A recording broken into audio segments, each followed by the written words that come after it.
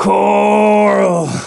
Leave some ice cream, dude. Actually, it was chocolate pudding. Welcome back, guys, to Fog Entertainment, and we are back with the Walking Dead reviews. It's been a while since we reviewed The Walking Dead. I believe 5 months on the channel.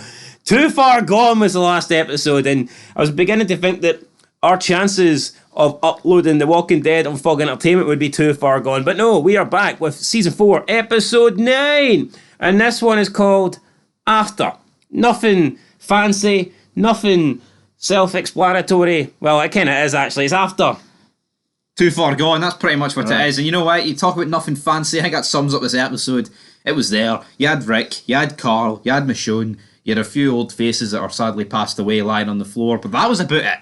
I don't know if this is a good episode, though, to come back from Too Far Gone. I mean, people have waited like probably 2 months, 10 weeks to see this episode, and maybe more than that. 14th of February.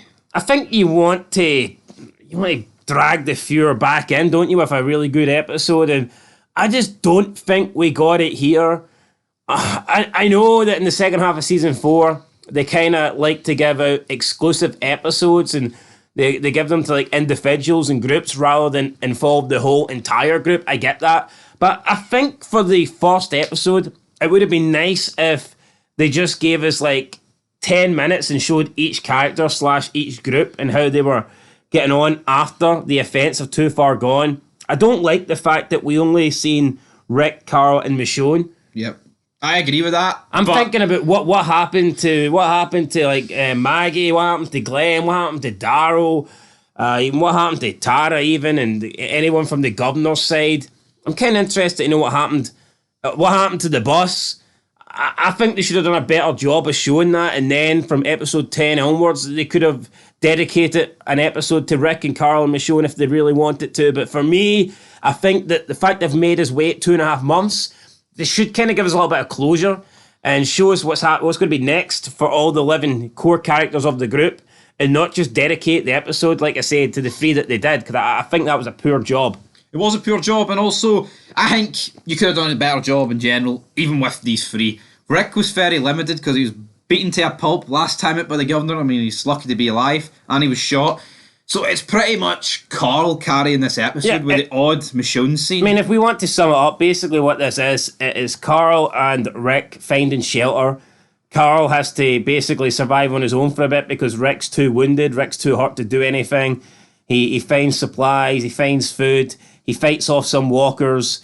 That's pretty much it from Carl's perspective, and then we get Michonne. Obviously, she's on her own now. She is going to have to survive by herself, so she goes back to the only thing she knows, and that is to find 2 new walkers, wrap them up, and start walking about this place with walkers as side by side, and that was it. I mean, that was it. We didn't get any answers. We didn't get no new details.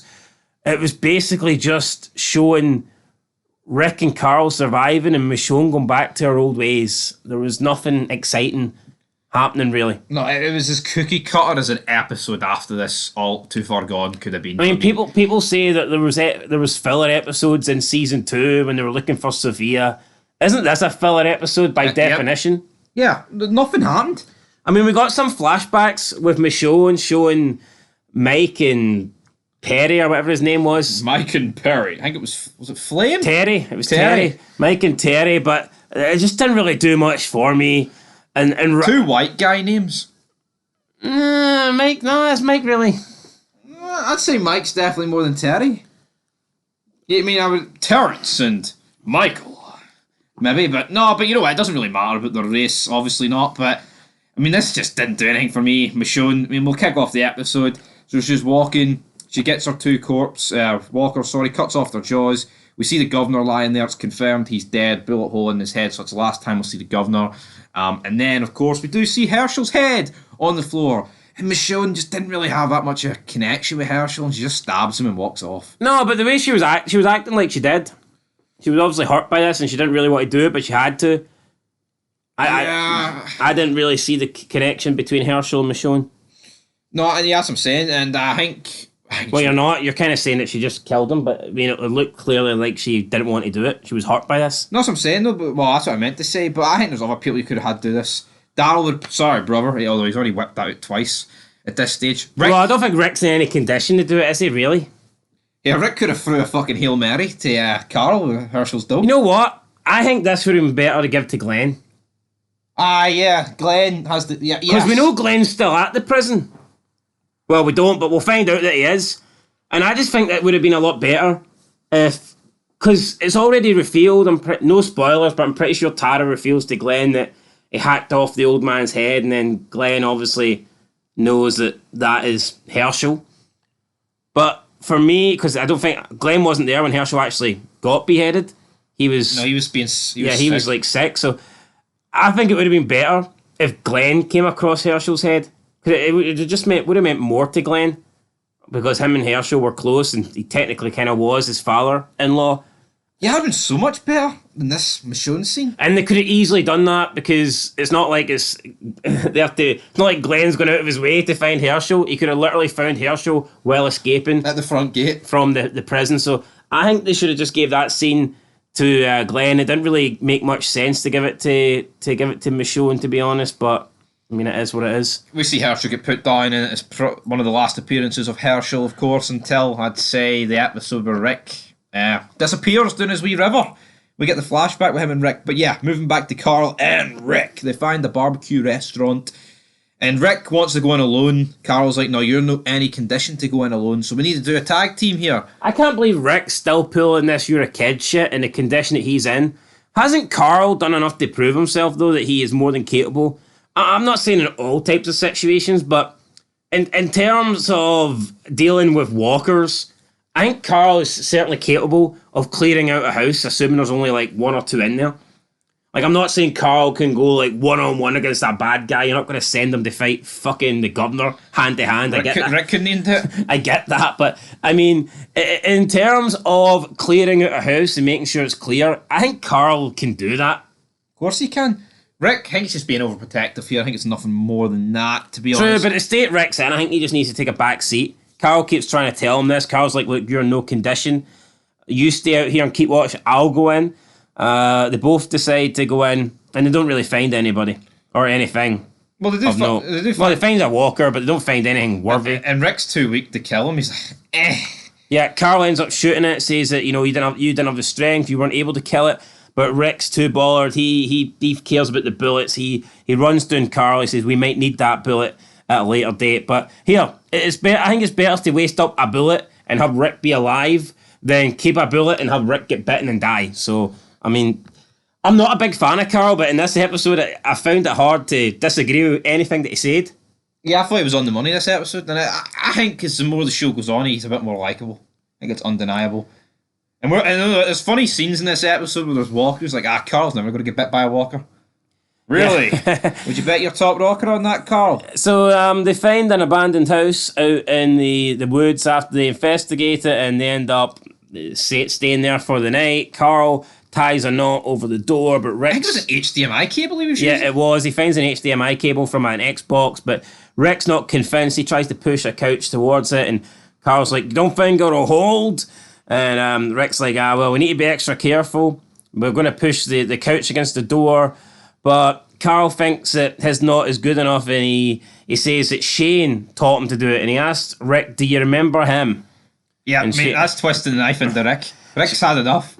What are you talking? I mean, of course Rick remembers him. Rick tells Carl that he remembers Shane every day, and then he asks Carl if he has anything else he'd like to say, but Carl keeps it bottled inside for now. He doesn't really respond, and he just helps him push the couch to the door. But I mean, it's clear to see here that Carl has got something against Rick, and he's holding it against him big time. No, he is holding it against him big time. And you know what? You see all the bruises and scars and bullet holes on Rick here. He's not in a good state.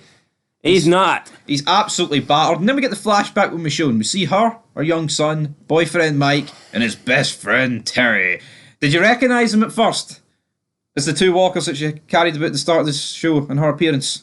Aye. Well, it could have been any two random black guys, I guess, but I think he can recognise them a wee bit. It was pre-apocalyptic Atlanta, because that's where she's from. She's talking to them both. I mean, it just seemed like typical guys. Nothing really special about them, was there? Nope. Definitely not. And she's talking about them, but then the state of the room, it starts coming more decrepit, and then Terry and Mike, damn it, their lower jaws disappear, and then just like that, the sun disappears, and she's like, ah, ah, ah, and then she wakes up in a car, and then again, like, she's inside of a car with these two walkers tied up outside. What if somebody walked past? Would Michonne not be dead? Well, the walkers would be dead. Yeah, but I know, but that would alert someone that she's in the car. True, but you could argue that they would maybe just wouldn't kill her. Why would they just kill a random person? Well, you know what, man, it's a zombie apocalypse, and I guess crazier things could happen, but Rick, he's fallen asleep, he's unconscious. At this point, do you think Rick's a goner? No, Rick's not going to fucking He's die. not going to die, right? But see if this is any other person, I mean, would he not need medical supplies? It's almost like he's slipping into a state of comatose here. Well, Officer Friendly ain't going to go like this. Carl then decides to leave Rick, and he goes to try and find supplies. He finds food. He finds a big bowl, a big tub of chocolate pudding, and he consumes the whole thing because he's a wee greedy fat bastard.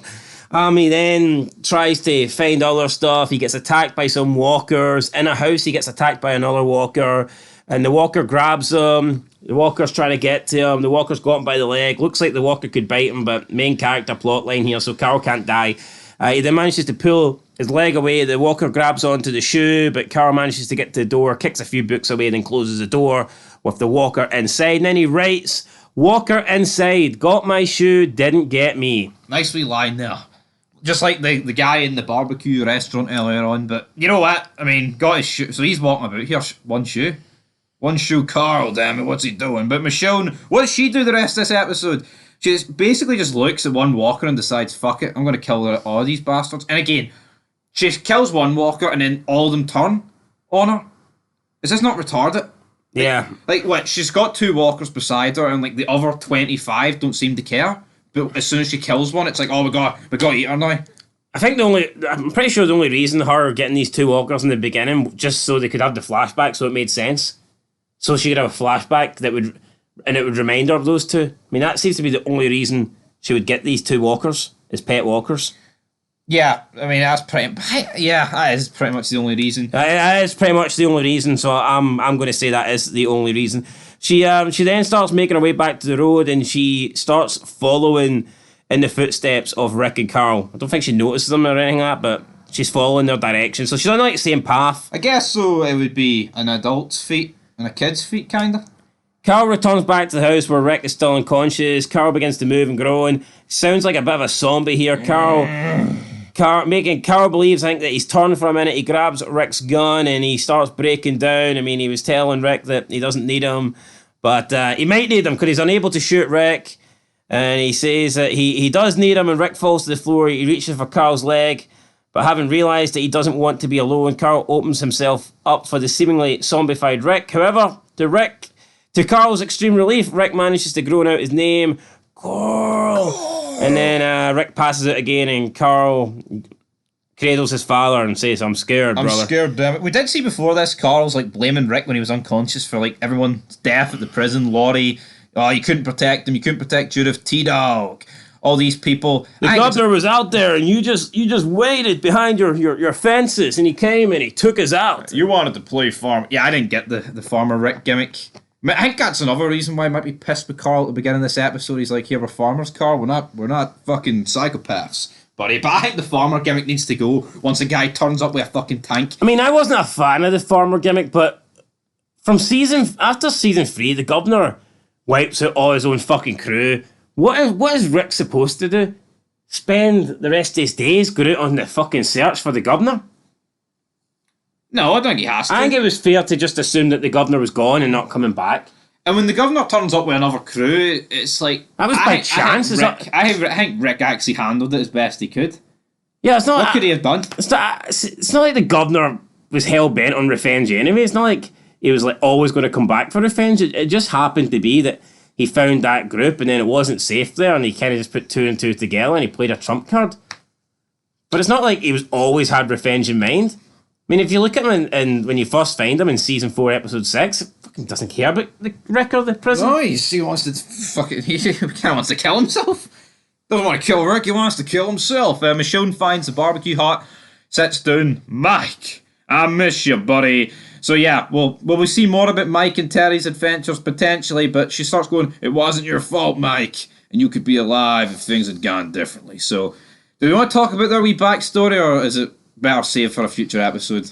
I think it's better saved for a future episode just in case they get another mention, although I'm not sure they will. Basically, she blames him for the death of her son, but I think she's beginning to realise now that perhaps maybe it wasn't their fault and that she was wrong to do what she did. Yeah, so I think that's fair enough for Michonne, but we've got to pull up, guys, and we'll discuss it very soon. But the next morning, Rick and Carl have woke up. Rick's like, Carl, shouldn't have gone outside, man. Woo! Carl's like, 112 ounces of pudding, Daddy, it was worth it. It was worth it. But then Carl's like, you know what, I'm sorry. I shouldn't have acted the way I did. But then there's a rap at the door. And who is it? Rick says, it's for you, buddy. And then the episode fades to black. Thoughts on it? I'm going to give it a straight down the middle 5. I think it was alright. I mean, I think if you take away Rick and like Carl's relationship side, this is like... I like the dialogue. I like the relationship between Carl and Rick. And I like the name drop of some other characters like Laurie and Shane. I like that. The Michonne stuff I had no interest in. Yeah, she was not needed. And I just think her putting down Herschel would have been better if they saved that spot for Glenn. But nah, yeah, average episode. I think maybe a 5's probably fair. I don't know, is a 5 fair? Oh, fuck it, a 5. I think it's a 5 for me. I just think I think after how great Too Far Gone was, to come back with this, it's a wee bit underwhelming. I think I'd have probably preferred it if it was just Carl and Rick. Like, if you compare this episode to season 3's mid-season premiere, like, you know, Daryl and Merle escaping Woodbury with Rick and all, it's just, that's epic. What's this? This is far from it, like, to be honest. But anyway, 5 out of 10, we're back very soon. The next one is called Inmates. I've got a feeling we're going to see Eugene Abraham. Well, the only thing is, I guess you could praise the show for actually having Too Far Gone happen in episode 8 and not drag it out till episode 9. Because that is something that they very easily could have done. They could have had... Herschel's head could have been the cut. Yeah, they could have had... That could have been it, Liar, and the governor swinging the sword. That could have been the end of episode 8. So, I mean, maybe... True, but maybe that would have been better. No, possibly. Could have been. Could have been, but we'll never know, because this is what they went for, and it's a 5 out of 10. I've got a feeling at the second half of this season, this could probably be one of the better episodes. Could be. Could be, guys, but until then, peace.